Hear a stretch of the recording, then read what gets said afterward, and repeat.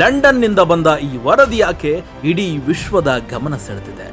ಭಾರತದ ಗಡಿಯಲ್ಲಿ ನಿಜಕ್ಕೂ ದೊಡ್ಡ ಬೆಳವಣಿಗೆ ಏನಾದರೂ ನಡೀತಾ ಇದೆಯಾ? ಹೌದು, ಇಡೀ ಜಗತ್ತನ್ನೇ ನಡುಗಿಸುವಂತಹ ಒಂದು ಆಘಾತಕಾರಿ ಸುದ್ದಿ ಈಗ ಲಂಡನ್ನಿಂದ ಹೊರಬಿದ್ದಿದೆ. ಜಾಗತಿಕ ರಕ್ಷಣಾ ವಲಯದ ಅತ್ಯಂತ ಪ್ರಭಾವಶಾಲಿ ಥಿಂಕ್ ಟ್ಯಾಂಕ್ IISS ಅಂದರೆ international institute for strategic studies ಬಿಡುಗಡೆ ಮಾಡಿರುವ ರಹಸ್ಯ ವರದಿಯಾಗಿದೆ. ಈಗ ಇಡೀ ವಿಶ್ವದಲ್ಲೇ ತಲ್ಲಣ ಸೃಷ್ಟಿಯಾಗಿದೆ. ಈ ವರದಿಯ ಪ್ರಕಾರ ಭಾರತದ ಗಡಿಯಲ್ಲಿ ಸದ್ಯಕ್ಕೆ ಶಾಂತಿ ಸಿಗುವ ಲಕ್ಷಣಗಳೇ ಕಾಣ್ತಾ ಇಲ್ಲ. ಬದಲಿಗೆ ಭಾರತೀಯ ಸೇನೆ ಈಗ ಇತಿಹಾಸದಲ್ಲೇ ಕಾಣದಂತಹ ಅತ್ಯಂತ ಭೀಕರ ಮಹಾ ಸಾಂಪ್ರದಾಯಿಕ ಯುದ್ಧಕ್ಕೆ ತೆರೆಮರೆಯಲ್ಲಿ ಭರ್ಜರಿ ಸಿದ್ಧತೆಯನ್ನ ಮಾಡಿಕೊಳ್ತಾ ಇದೆ. ತಜ್ಞರು ಎಚ್ಚರಿಸಿರುವ ಆ ಆಘಾತಕಾರಿ ಸತ್ಯವಾದರೂ ಏನು? ಚೀನಾ ಗಡಿಯಾದ LAC ಯುದ್ಧಕ್ಕೂ ಕೂಡ ಈಗ ರಕ್ತ ಹೆಪ್ಪುಗಟ್ಟುವಂತಹ ವಾತಾವರಣ ಸೃಷ್ಟಿಯಾಗಿದೆ.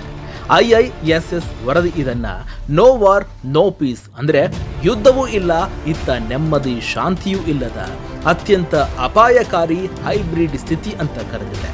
ಬೀಜಿಂಗ್ನ ಜಿಂಗ್ಪಿಂಗ್ ಸರ್ಕಾರ ಸದ್ದಿಲ್ಲದೆ ಭಾರತದ ಗಡಿಯುದ್ದಕ್ಕೂ ಕ್ಷಿಪಣಿ ನೆಲಗಳನ್ನ, ಬಂಕರ್ಗಳನ್ನ ಮತ್ತು ಯುದ್ಧ ವಿಮಾನಗಳ ರನ್ವೇಗಳನ್ನ ರಾತ್ರೋರಾತ್ರಿ ನಿರ್ಮಾಣ ಮಾಡ್ತಾ ಇದೆ. ಚೀನಾದ ಈ ನದಿಬುದ್ಧಿಯನ್ನ ಮೊದಲೇ ಪತ್ತೆ ಹಚ್ಚಿರುವ ಭಾರತದ ಸೇನೆ ತನ್ನ ಶಸ್ತ್ರಾಸ್ತ್ರಗಳನ್ನ ಮತ್ತು ಯುದ್ಧ ಟ್ಯಾಂಕರ್ಗಳನ್ನ ಗಡಿಯ ತುತ್ತುದಿಗೆ ತಂದು ನಿಲ್ಲಿಸಿದೆ.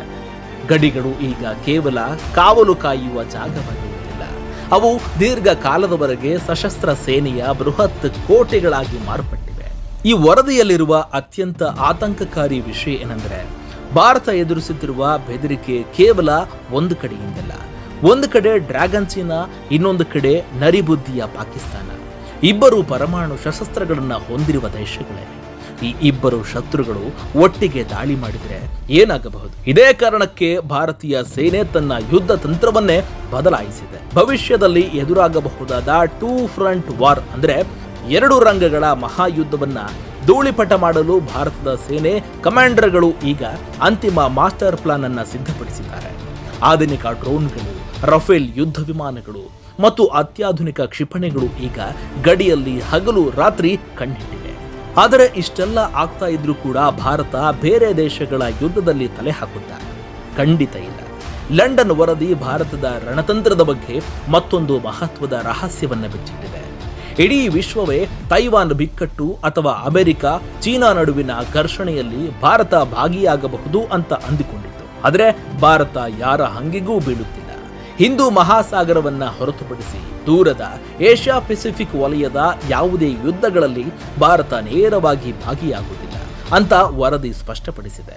ಇದರರ್ಥ ಭಾರತದ ಸಂಪೂರ್ಣ ಶಕ್ತಿ, ಸಂಪೂರ್ಣ ಗಮನ ಈಗ ಕೇವಲ ತನ್ನ ಗಡಿಗಳನ್ನು ರಕ್ಷಿಸಿಕೊಳ್ಳುವುದು ಮತ್ತು ಶತ್ರುಗಳ ಹೆಡೆಬುರಿ ಕಟ್ಟುವುದರ ಬಗ್ಗೆ ಒಂದೇ ಆಗಿದೆ. ಇತ್ತೀಚಿನ ವರ್ಷಗಳಲ್ಲಿ ಭಾರತ ನಡೆಸಿದ ಸರ್ಜಿಕಲ್ ಸ್ಟ್ರೈಕ್ಗಳು, ಗಡಿಯಲ್ಲಿನ ಕಠಿಣ ನಿಲುವುಗಳು ಶತ್ರುಗಳ ಎದೆಯಲ್ಲಿ ಈಗಾಗಲೇ ನಡುಕ ಹುಟ್ಟಿಸಿದೆ. ಚೀನಾ ಎಷ್ಟೇ ಆಧುನಿಕ ತಂತ್ರಜ್ಞಾನವನ್ನ ಬಳಸಿದ್ರೂ ಭಾರತದ ಹಿಮಪರ್ವತಗಳಲ್ಲಿ ಬಂದು ಯುದ್ಧ ಮಾಡುವುದು ಅಷ್ಟು ಸುಲಭವಲ್ಲ ಎಂಬುದು ಡ್ರ್ಯಾಗನ್ ದೇಶಕ್ಕೂ ಕೂಡ ಚೆನ್ನಾಗಿ ಗೊತ್ತು.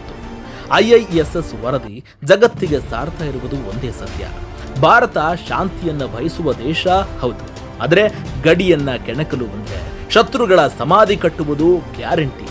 ಜಾಗತಿಕ ರಕ್ಷಣಾ ವಲಯದಲ್ಲಿ ಸಂಚಲನ ಮೂಡಿಸಿರುವ ಈ ವರದಿ ಚೀನಾಕ್ಕೆ ಭಾರತ ಕೊಡ್ತಾ ಇರುವ ಅಂತಿಮ ಎಚ್ಚರಿಕೆಯಾಗಿದೆ. ಭಾರತದ ಸುತ್ತಲಿನ ಭದ್ರತಾ ಪರಿಸ್ಥಿತಿ ಮುಂದಿನ ದಿನಗಳಲ್ಲಿ ಮತ್ತಷ್ಟು ಸಂಕೀರ್ಣವಾಗುವ ಸಾಧ್ಯತೆ ಇದೆ. ಆದರೆ ಇದರರ್ಥ ಯುದ್ಧ ಖಂಡಿತ ಖಚಿತ ಎಂಬುವುದಿಲ್ಲ. ಇದು ಭಾರತ ತನ್ನ ಗಡಿಗಳ ಭದ್ರತೆಯನ್ನ ಇನ್ನಷ್ಟು ಬಲಪಡಿಸಿಕೊಳ್ತಾ ಇದೆ ಎನ್ನುವ ಸೂಚನೆಯಾಗಿದೆ. ಇಂದು ಭಾರತದ ಸೇನೆ ಅತ್ಯಾಧುನಿಕ ತಂತ್ರಜ್ಞಾನ, ಕ್ಷಿಪಣಿಗಳು, ಡ್ರೋನ್ಗಳು, ವಿಶ್ವದ ಅತ್ಯುತ್ತಮ ಯುದ್ಧ ಸಾಮರ್ಥ್ಯಗಳೊಂದಿಗೆ ಸದಾ ಸನ್ನದ್ಧವಾಗಿದೆ.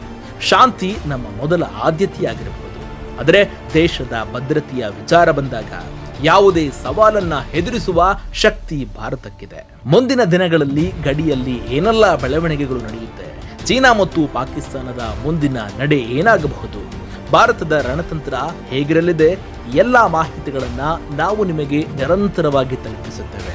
ವಿಡಿಯೋ ಇಷ್ಟವಾದ್ರೆ ಲೈಕ್ ಮಾಡಿ, ನಿಮ್ಮ ಅಭಿಪ್ರಾಯವನ್ನ ಕಾಮೆಂಟ್ ನಲ್ಲಿ ತಿಳಿಸಿ ಮತ್ತು ಇಂತಹ ಪ್ರಮುಖ ರಾಷ್ಟ್ರೀಯ ಮತ್ತು ಅಂತಾರಾಷ್ಟ್ರೀಯ ಸುದ್ದಿಗಳಿಗಾಗಿ ನಮ್ಮ ಚಾನೆಲ್ ಅನ್ನ ಈಗಲೇ ಸಬ್ಸ್ಕ್ರೈಬ್ ಮಾಡಿ. ಜೈ ಹಿಂದ್, ವಂದೇ ಮಾತರಂ.